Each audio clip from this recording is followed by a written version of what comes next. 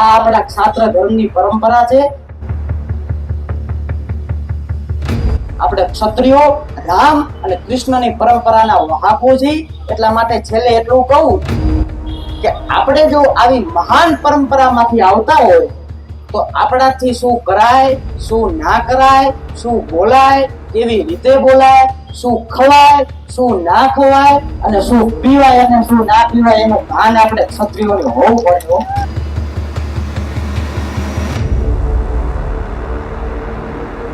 તો અહીં પધારેલ સર્વે ગણમાન્ય વ્યક્તિઓનો, મારા સમાજના ભાઈઓ, વડીલો, મિત્રોને યશદેવસિંહ જાડેજાના જય માતાજી. અને આમ તો આપણા ક્ષત્રિયોની પરંપરા એવી છે કે આપણે શક્તિના ઉપાસકો છીએ. આજે આપણે કોઈ પણ કાર્ય કરી તો એમાં આપણે શક્તિને યાદ કરી અને આપણા કોઈ પણ કાર્યમાં શક્તિ આપણા સાથે હોય છે. એટલે આજ એ ભગવતીને યાદ કરી હું મારી વાણીની શરૂઆત કરું કે શીશ ઝુકાવું શક્તિ તુજકો, તું દેવ ધરા કા વહન કરે, મંગલ કરની માત ભવાની, હાથ જોડ સબ નમન કરે. હે વિધાતા તું જગ माता, अरज करूं तेरे द्वार खड़े, निज रक्त से तिलक लगाऊं, हाथ खड़क तलवार करे. भाव करी आ राधु माता, बालक यह विनती करे, काम क्रोध मन से मिटे, राग लोभ ना शेष रहे. मैं क्षत्रिय मां सपूत में तेरा, तलवार चले निज रक्त बहे, शिरस्त्राण संधान करो मैं, क्षात्र धर्म मोक्षे बहे. કે જેના નામ માત્રથી સમસ્ત ક્ષત્રિયોનું મસ્તક એમ કહેવાય કે ગર્વથી ઊંચું થઈ જાય. કે હિન્દુ શાલિગ્રામ, હિન્દુત્વ સૂરજ, વીર શિરોમણી મહારાણા પ્રતાપસિંહ એમનું સ્ટેચ્યુ આજે આપણા મુન્દ્રાના આંગણે આવ્યું છે. સાહેબ, આનાથી મોટો આપણો આનંદ શું હોય? અને મુન્દ્રા માટે તો આ એક ગૌરવની વાત કહેવાય સાહેબ કે એમની પ્રતિમા આજ મુન્દ્રાના આંગણે આવી. અને ઈ મહારાણો પ્રતાપ કે અકબર તું જો મોટો દરિયો હો, તું જો દરિયો હો, તારામાં એટલું સામર્થ્ય હોય કે તું આખી દુનિયાને ડૂબાડી દે તો ઈ તારા પાણીને ચીરીને ઈ નીકળેલું કમળ મહારાણા પ્રતાપસિંહ છે.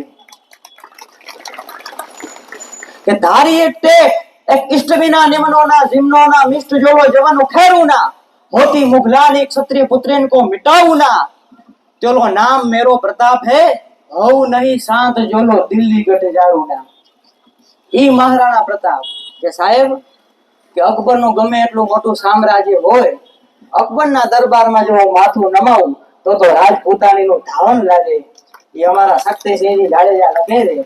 પણ કેવી રીતે કે લડા હલ્દી મેદાન માથે જાવું નાની ફોજ સામે વાળું અને હાલા સાહી મોગલોની ફોજ સામે એકલો ત્રાટક્યો રાણો લટક્યો, એકતા વિના તોપુના મંડાણ માંડ્યા રાજપૂતી ફોજ સામે તોય રડ્યા રણ બકા મહાદેવ નામ ધરી જન્મમાં ધરાયા સંગ તારે ઝાલા રાણા માથે તારી તાજ તેરી નાખિયા નિશાન રાણા ધન તલવાર મહારાણા વારી કરી માન હામે તીયા મોગલોની માથે ઝાલા માન ભેરા લીધા ભેલું રાણા હલ્દી સંગ્રામ કાજે કરે વાણ છૂટા બાણ મેઘના મંડાણ તાતો મચી છે હાહાકાર હાવ જોની પડી તાળ લડો અને લાગે સ્વરૂપ 22,000. કે સાહેબ આજે સામાન્ય વ્યક્તિ હોય ને, સામાન્ય વ્યક્તિ કલ્પના ન કરી શકે, એ વિચાર ન કરી શકે, એના વિચારથી ઉપર, એના વિચારોની પરાકાષ્ઠાથી ઉપર ક્ષત્રિયોએ કામ કરીને દેખાડ્યા છે. આજે એના ઘણા પ્રમાણો છે. આજે માત્ર ભારત વર્ષમાં નહીં પણ વિદેશમાં પણ જ્યારે જરૂર પડી ને ત્યારે ક્ષત્રિયો એમને પણ કામ આવ્યા છે. આજે તમે જામ દિગ્વિજયસિંહ જાડેજાને યાદ કરો તો આજે તમે પોલેન્ડમાં જાઓ ને તો પોલેન્ડનું જે લાઇબ્રેરી છે પોલેન્ડની, એ જામ દિગ્વિજયસિંહના નામ ઉપર ઓળખાય છે. પોલેન્ડના જે રોડ રસ્તા છે એ જામ દિગ્વિજયસિંહના નામ ઉપર ઓળખાય છે. પોલેન્ડમાં ભવ્ય પ્રતિમાઓ જામ દિગ્વિજયસિંહની છે. અને એટલું નહીં પણ આજની તારીખમાં પોલેન્ડના પાર્લામેન્ટમાં જામ દિગ્વિજયસિંહના નામની શપથ લેવામાં આવે છે સાહેબ. આ ક્ષત્રિયોની ક્ષમતા છે, આ ક્ષત્રિય કરી શકે સાહેબ. અને ક્ષત્રિયનો દીકરો જયારે જન્મે ને ત્યારે જન્મથી જ શૌર્ય, બલિદાન, સામર્થ્ય, તાકાત, ધર્મ પ્રત્યે પ્રેમ આ એના લોહીમાં આવે છે સાહેબ. આજે મારી રાજપૂતાણી માટે મારે જો કેવું હોય ને તો આજે વિશ્વ સુંદરીની વાત આવે તો પ્રિયંકા ચોપડા, ઐશ્વર્યા રાય એમને વિશ્વ સુંદરીનો કિતાબ આપવામાં આવ્યો છે. પણ વિશ્વ સુંદરી ખરેખર કોને કહેવાય? તો કે ફિલ્મોમાં નાચવા વાળાને વિશ્વ સુંદરી ના કહેવાય. વિશ્વ સુંદરી માટે તો સાહેબ કોક આવો અમારા મેવાડની મહારાણી પદ્માવતીને પૂછો કે વિશ્વ સુંદરી માટે તો જગતની સામે જૂજવું પડે અને ધક ધકતા અગ્નિ કુંડમાં હોમાવું પડે. વરા માણસ એને વિશ્વ સુંદરી કહેવાય. વિશ્વ સુંદરી તો મીરાબાઈ ને કહેવાય. વિશ્વ સુંદરી તો ઝાંસીની રાણી લક્ષ્મીબાઈ ને કહેવાય. એ વિશ્વ સુંદરી છે સાહેબ. અને એક છેલ્લી એક એવી નાની એવી વાત કરું. આમ તો કદાચ બીજે બોલું ને તો કદાચ સલાહ જેવું લાગે, પણ હું જાડેજાનો દીકરો છું અને મારો સમાજ જો બેઠો હોય તો મારા સમાજને તો હું ટકોર કરી શકું.